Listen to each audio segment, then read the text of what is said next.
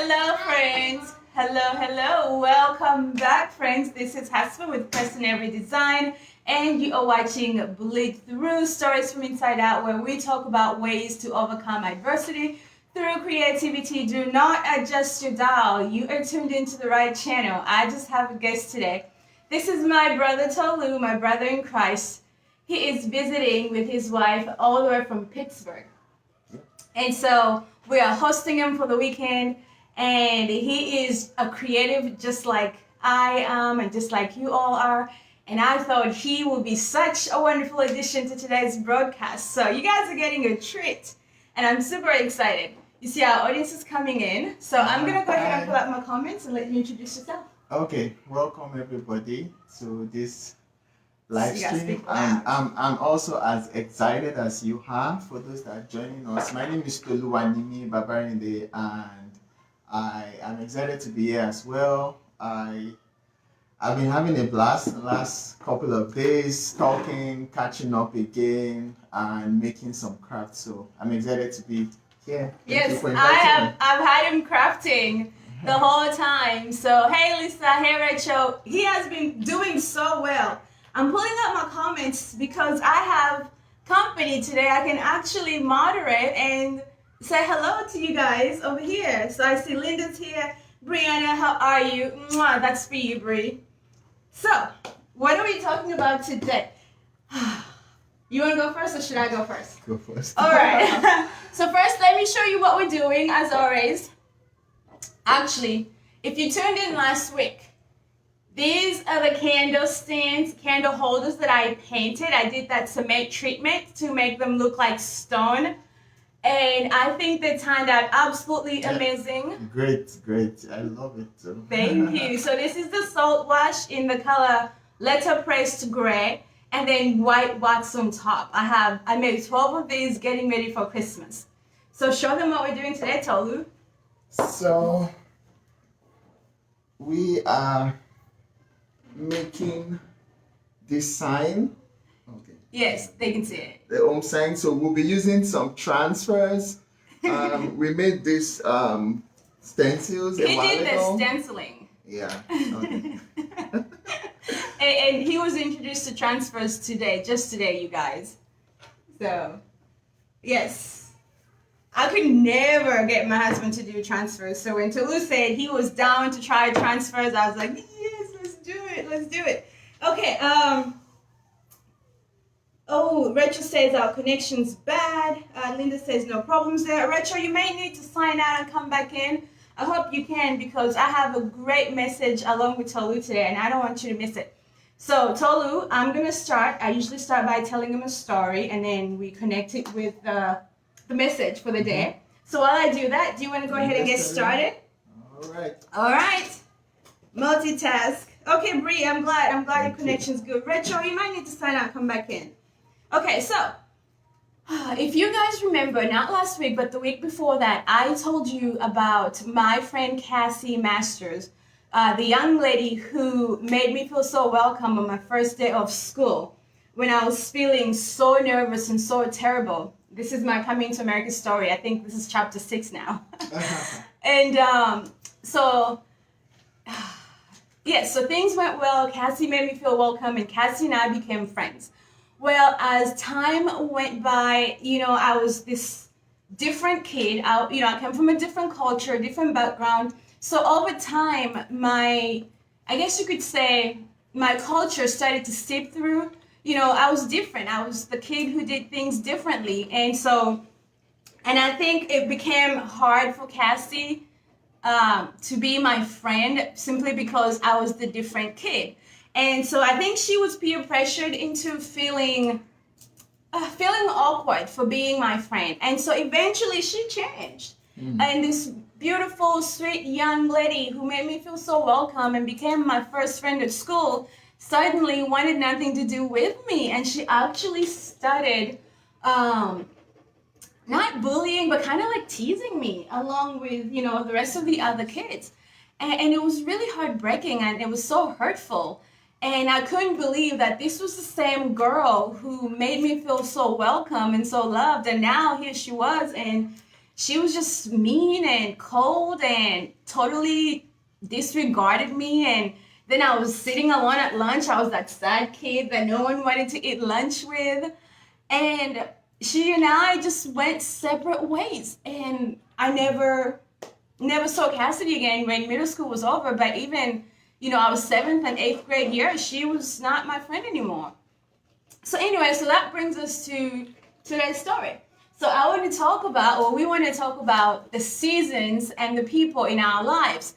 Understanding that people come into our lifetime sometimes just for a season, right? And so it is our job and our responsibility to be able to understand that those people are there only for the season and not for the lifetime. Hey, Beth.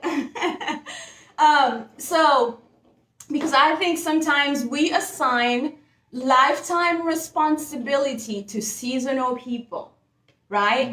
And that does a lot of hurting for us, and we go through so much pain because we are assigning lifetime responsibility to people who are only meant to be in our life just for a season. And you have to know when that season's up, when it's time for those people to be removed. So the way I understand this is looking at a tree. There are 3 parts to a tree, right? You have the leaves, you have the branches, and you have the roots. And that's exactly how people operate in our lives. You have people who are leaves, you have people who are branches, and you have people who are roots.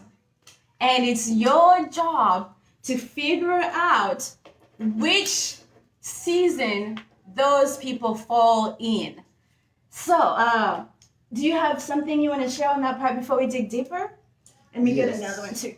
Yes, I think my own experience with friendship has always been it's been an interesting journey in the sense that I didn't have a lot of friends, but when I make a friend, like I try to go like all the way in for my friendships, and there are times when I began to understand that sometimes there is some form of mismatched expectations in friendship, in the sense that you might think that, oh, this person is my friend, like I want to be this person's friend for the long time, and then they, not necessarily because they don't like you, but for whatever reason, they don't see you in that same light. So I think one thing that I'm also beginning to learn is that being able to be discerning, to identify that, okay, maybe this friendship is meant to be for a certain period, and being okay with it. Because for the longest time, I'll think that, okay, did I do something wrong? Why are they not reciprocating the way that,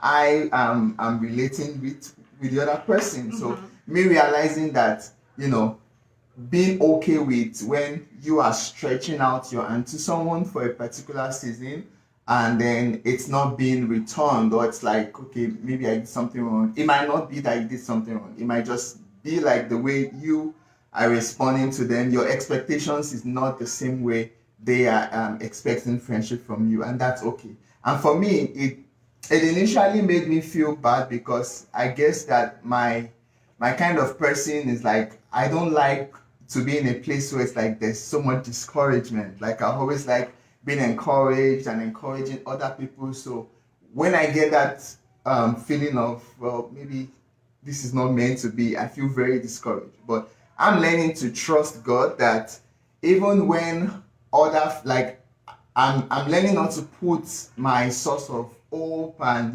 my self-esteem and my worth in how people relate. Yes, in men, but rather I feel like the source of my nutrient, like if I'm a tree, for example, the source of my nutrient is it's divine, and friends will come, friends will go, but I'm not going to put the responsibility of my self-esteem, put the responsibility of my life, even though we're connected to people and relationships are important, but I'm able to lean more on the divine source of strength than people. So I'm able to have a healthy relationship with people, like you come, you go. We are good. Yes. I help people, people help me as well, but I try to distance myself from that. Yeah. People are broken. We're all broken people. And in our brokenness, we don't realize that we break other people. Other people as well. Yes. And so it's so important to be able to let go. And then you have to also pay attention to who you are when you're with someone. Who do you become when you're with a particular someone? Do you become the best you, or do you become the not so confident, not so joyful, not happy, not encouraged you, right? Pay attention to the people who are around you. Are they adding to you, or are they taking from you, right? Mm-hmm. So that takes me back to those three seasons we talked about: the leaves, the branches, and the roots, right? So let's talk about the leaves. So what do you notice about leaves? Well, one thing is that you know that leaves, they come and they go by the season, right? And they change. Leaves change, right? So depending on the season, the leaves are going to change color. So let's say you are in your season of abundance, and the people around you are there because you're in a season of abundance. And then when you enter a season of scarcity, and then those people change because now they can no longer take from you. You see, the job of the leaf is to take nutrient. Yeah, it's going to provide shade temporarily. It's going to provide beauty temporarily, right? But meanwhile, it's taking from the tree. Without the roots, without the branches, the leaves do not get that beautiful color, right? And that foliage that is so rich and so full is seasonal. It's all based on the season. We live out in the country, and come wintertime, there is not a single leaf on my trees in the backyard. And those trees are naked and they're bare. So when you look around during your winters of life, do you have leaves around you, or do you find that those people are like the leaves on the tree and they have withered away, they have totally fallen off, they have completely left you bare? Those people are leaves. They're people who are only there to take and not put back. Those are the leaves in your life, and you've got to be able to identify. So, do you have any leaves in your life, or do you have that experience of leaves? I have had experiences, and I also want to say that I think that sometimes, I as a person could be that leaf in somebody else's life. Yes. Maybe I'm passing by a certain phase in my life, and then I don't feel connected to someone again, so it can be directed towards me, it can be directed towards someone else. I can't think of an example right now, but I think it's important to identify when those you are seasonal relationships, Yes. And even some periods where maybe you go somewhere new for like a couple of months and you meet someone and you guys connect well and you feel very attached and you help each other, and then you have to move on from that place, and it's like, okay, are we going to continue being friends? Sometimes yes, sometimes no. Yes. And it's important to be okay with that, about always give of yourself to others and be good, but sometimes the relationship might not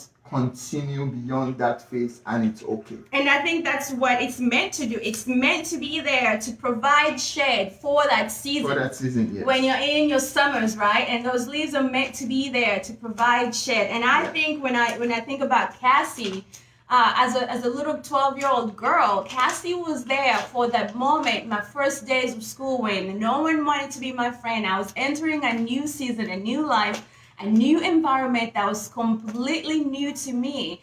And the job of Cassie for that season was to make me feel comfortable, to give me a friend for that season. And when the time came when I could stand on my own, it was simply time for Cassie to fall away. And it was time for that leaf to fall away, right? Yeah. And I remember that as a kid growing up, not being able to understand, because from where I come from, friendships, a lifetime, because we're family, your friends are your family. And so it was a new thing for me. And so, friends, I encourage you to be able to know that you have some leaves in your life, and their job is to give you shade for the moment, for the season, and know that a season's coming where they need to fall off. Yeah.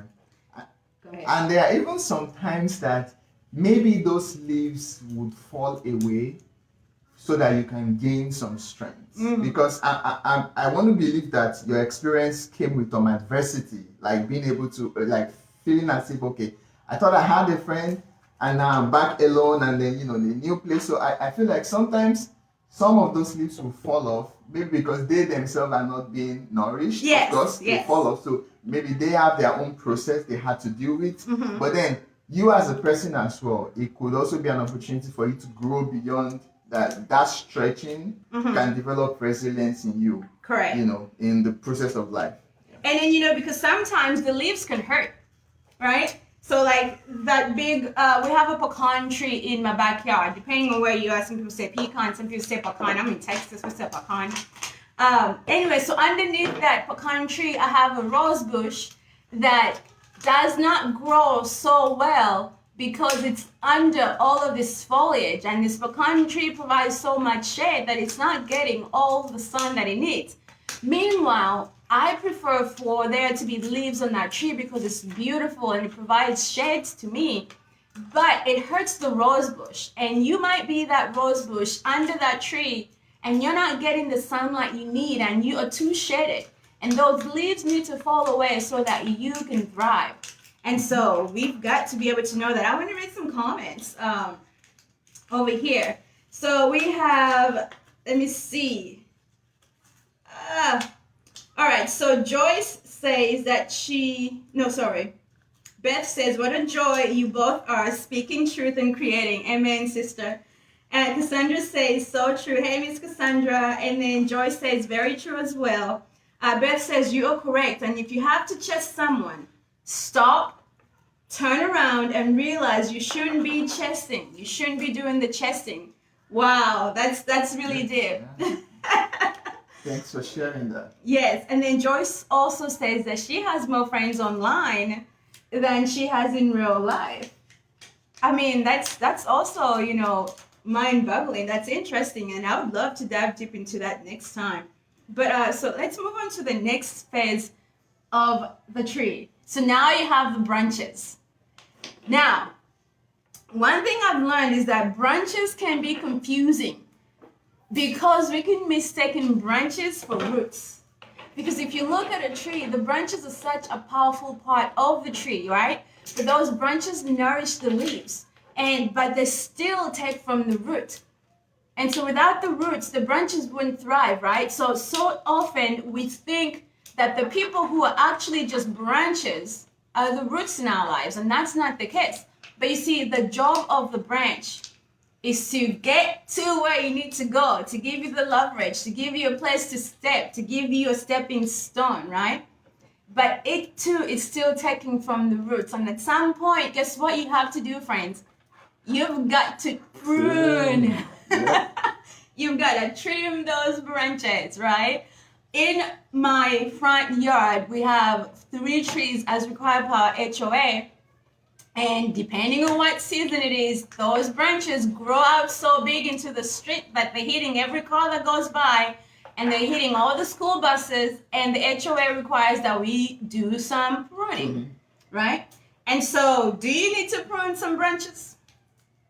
Chime in. I want to hear. Do you have some branches in your life that need to be pruned? Because understand, branches take up so much from the roots. It takes a lot of energy to nourish branches. And branches are going to make you think that they are permanent, that they belong. But they too are seasonal, because at some point, in order for that tree to thrive, you're going to have to prune some branches. Go ahead, my brother.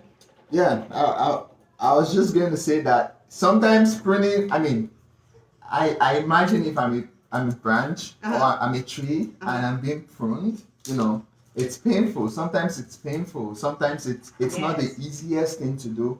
But something about pruning is that the purpose of pruning is so that there can be more fruit. Maybe there's some branches that are not producing fruit. There's some branches that are, causing nutrients, like wasting nutrients and not producing fruit. So it overall helps the tree to grow and be fruitful because you are pruning the branches and then you are focusing the nutrients on other branches to make the old tree grow.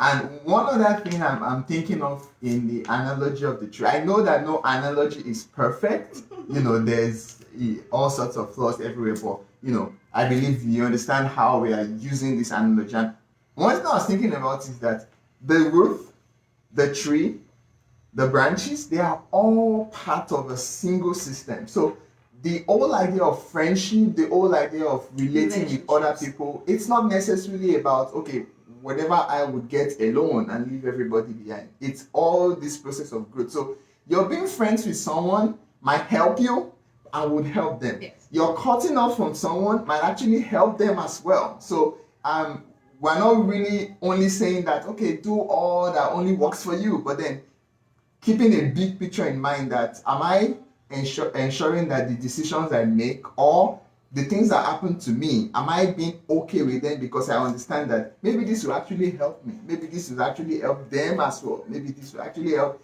everybody at the same time, because if a branch is pruned, the whole tree will still benefit from it. If a branch that needs to be pruned is not pruned, the whole tree will suffer. Yep. So it's time, friends. We gotta do some soul searching and figure out what branches need to be pruned. Do you have a branch that's hurting the tree, that's hurting the system, and that branch needs to be pruned away? So we've got to do some pruning. It is pruning season, you guys. It is pruning season.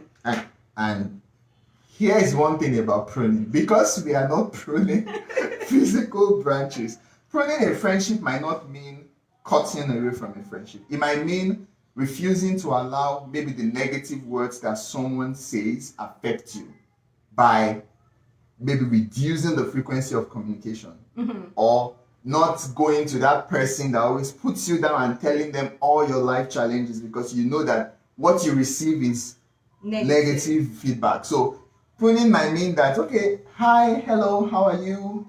Merry Christmas, Happy New Year. But you know that, okay, this person at this point is not helping me grow. So I would focus my energy on the people that are receiving, positive reinforcement from me, encouragement that I need at this time. So pruning might not be, that idea of cutting off. And it might mean that, it might mean that if it's a toxic relationship, a toxic friendship, and there's nothing you can do to help such a person, then by all means, yes. Because the thing about, if you don't prune, eventually, you know what happens? The tree hollows out. And then you have root rot, and then guess what you have to do? The whole tree is dead.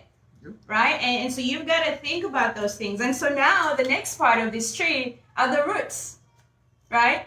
And we know that the root system is the lifeline of anything that is growing.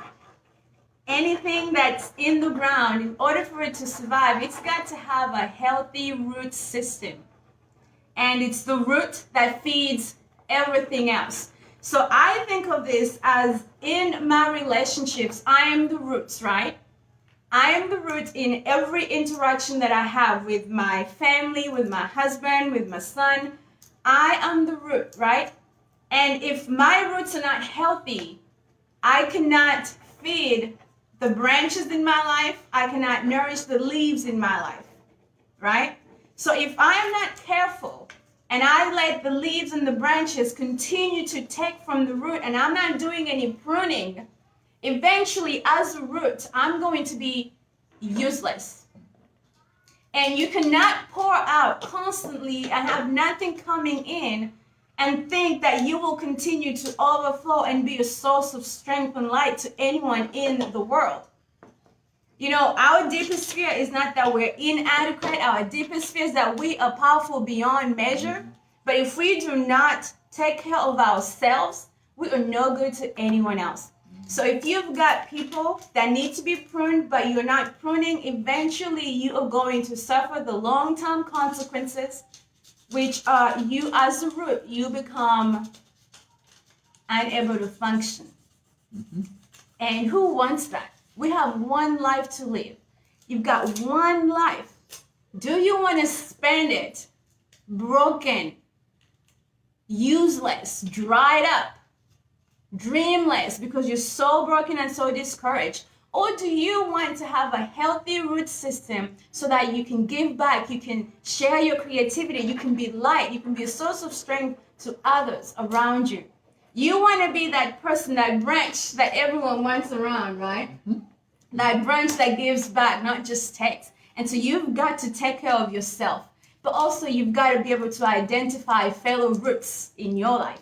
Mm-hmm. And so if you want to chime in on that, I would be interested to hear what you think. Yeah, you're absolutely right. And there are sometimes when we speak, I always think about it as well, like, okay, am I a leaf?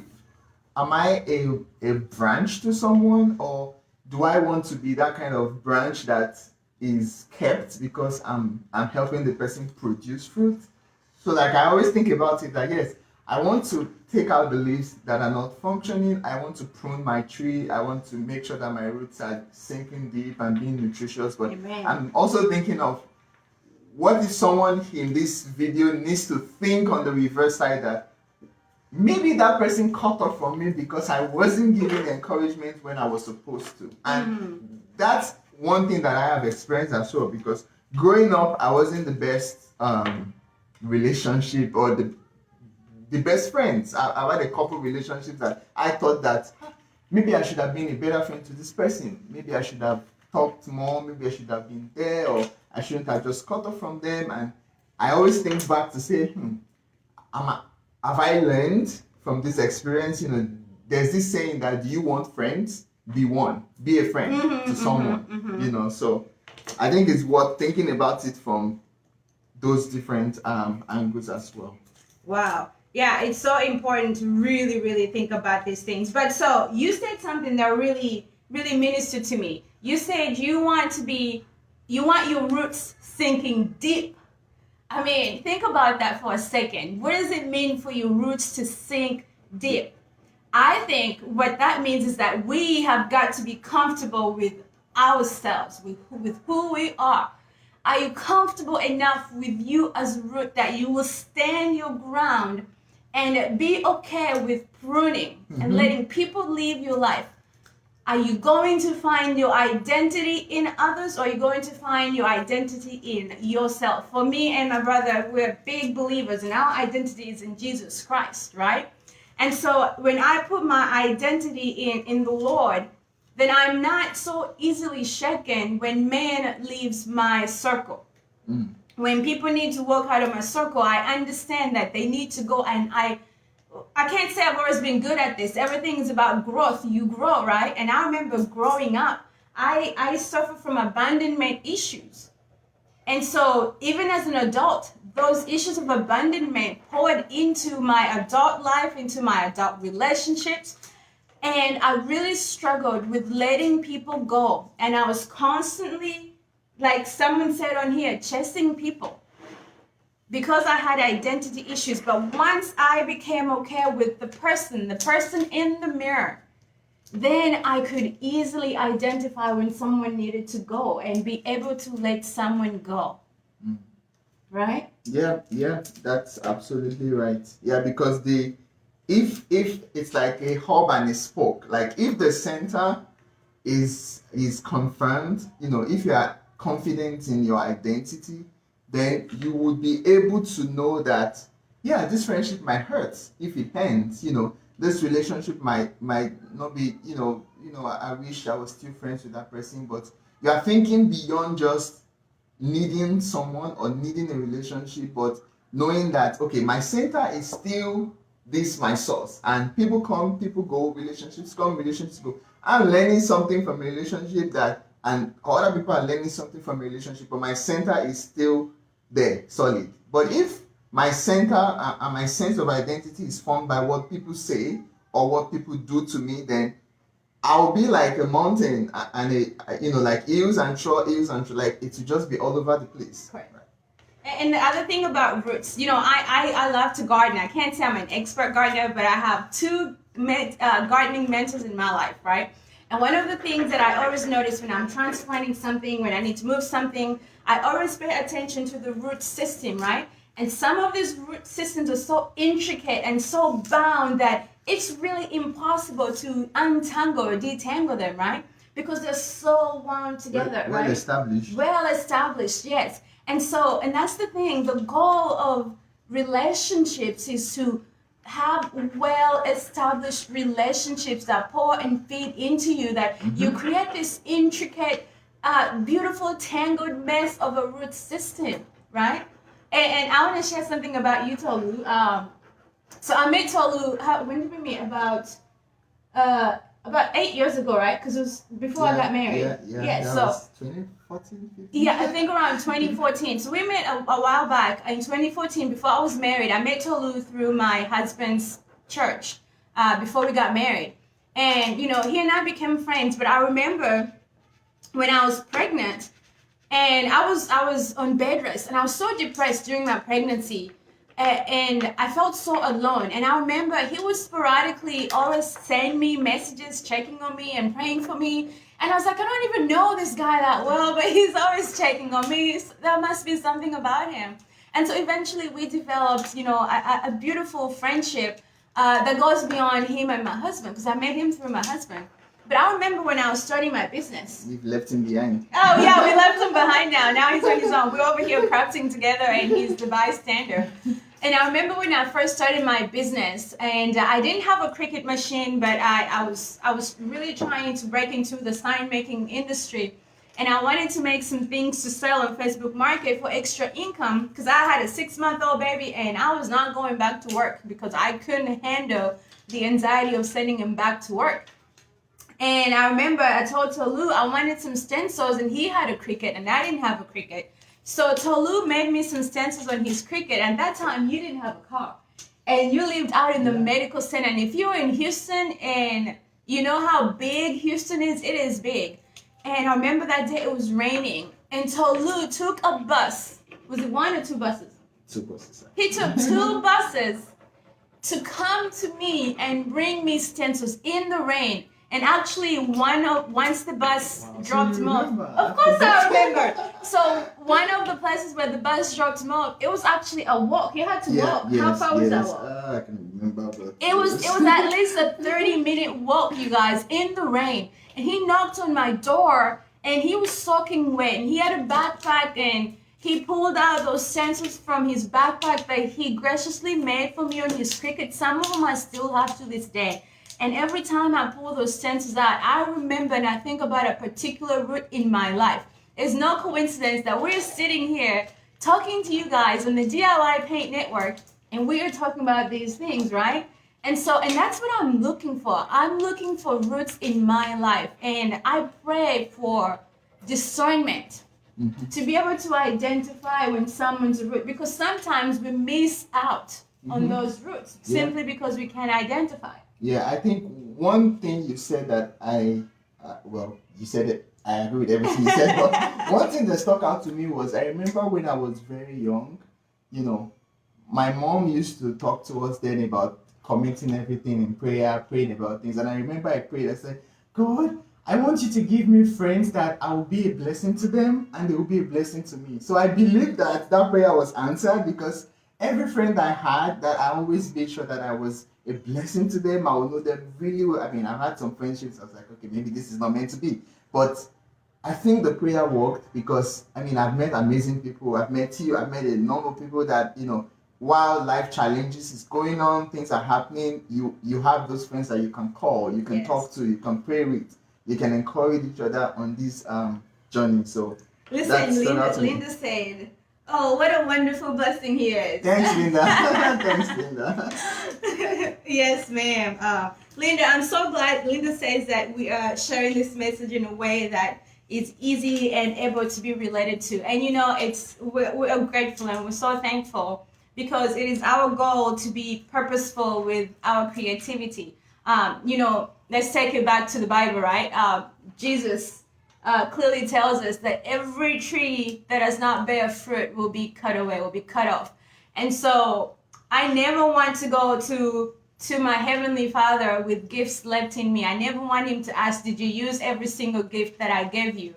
And I've always been so driven to encourage, and I pray that I can encourage. I really desire to encourage, and it's my hope. And so I want to take this beyond DIY. Can we show them the progress of this? Progress report. Yeah, progress report. So, you know, we want to go beyond DIY. It's beyond paint, you know, sharing stories of adversity through creativity. This is turning out, well, I'm leaving this big one for you because it's too big and it's at a corner and I don't want to mess with it. So I'm going to let you do that part. All right. Right there. But anyway, so that is my goal, and that's why I do this segment. It's not because I want to sit here so you can listen to me talk. That's really not the goal, but the goal is how can I bless others with my gift? I love to create, but you know what? I would not be able to create if I was not able to turn my adversity into opportunity. Because, you know, friends, everyone has adversity in life, and nothing makes you unique by having adversity. What is unique, however, are the opportunities that you can find in your adversity. And so friendships, relationships are such a big part of all of this, you know, because they can hurt us and they can make us. And so my prayer is that we can really sit down and examine these relationships in our life. So what do you think? That's a really big one. Yes. I'm hoping my challenge is to get in the corner. It doesn't have to be perfect. Cut a wedge. Okay. And then. So Tolu is a perfectionist, you guys. And if you know me, I am excellence over perfection. So we don't do perfection over here. I'm trying to. You are a recovering perfectionist? Okay, that's a new one. We should totally. No, that should be a t-shirt. Recovering perfectionist. Let me tell you, you were talking to a group of perfectionists. These people in here. But friends, you gotta remember, sometimes perfectionism can deter your progress. Yeah. So it's gonna take you 20 minutes to try to get that thing to be perfect. Or you can just throw it on there and do your best. All right. And that's what I think you should do. Yep. So friends, I think that might be all we have today. If anyone has anything they want to chime in, I'll be more than happy to hang around. But I definitely don't want to keep you from your Sunday afternoon. Tolu's going back home Tuesday. Yes. So if you guys want to see Tolu more, let me know. When you watch the replay, chime in, say more Tolu. Yeah, let's make it happen. Yes, and so he's going to be taking home some DIY paint. I'm going to be mailing him some transfers, and he's extremely creative. I'm making you an apron. Yes. Customized apron. Amen. Yes, with your name on it. Oh, I'm here for that. I love that idea. So, and by the way, so Tolu is a physician, you guys. Yep, he surely is. Can you tell us about that, Tolu? Because people don't know that about you. Yes, I am. Unfortunately. Like MD physician. I am, and I am very interested in behavioral science, mental health. I actually currently work in research and on substance use disorders, and it's been a wild ride. I love what I do. I'm also a creative person. I like to lead with that. I love to tell stories, especially for children and young people, and I am working on a number of stories for children with my publishing company. So I started a publishing company for making books for children. So if there's anyone that has a message for kids, a beautiful story, books, or it might be an app or a game or something that can inspire and empower kids. Should we tell them our idea, or should we sit on it? Our idea from this morning. Or is it too early? We can just give them just give We're working on something that is related to this, and something for children and maybe adults too, the young and the young at heart. Of course, so absolutely. We're working on something. I'm both young and young at heart. Yep. So we'll leave it at that. Okay, we'll so give them updates so they'll keep coming. Absolutely, they'll keep coming back. So you guys, again, my name is Hasfa. I am the owner of Preston Avery Design. You can find me on Instagram and Facebook and YouTube as Preston Avery Design. Please consider subscribing to my channel for more content. I look forward to growing my channel so I can continue to provide value. This is Dr. Tolu, you guys, on the DIY Paint Network. It does not get better than that. Thank you again for tuning in. This is Bleed Through Stories from Inside Out, where we talk about overcoming adversity through creativity. Thank you so much for tuning in. Happy Sunday, and we will see you next week. I will see you next week. I had fun. I'm still having fun, and I have a few 1.5 more days. So yes, and we're gonna be doing some work in the garage. Okay, so you're gonna have to get up and go turn the camera off. Okay. Because I'm really far away. Bye, guys. Thank you, guys. Thank you. Love you. Mwah. Bye bye. Click finish.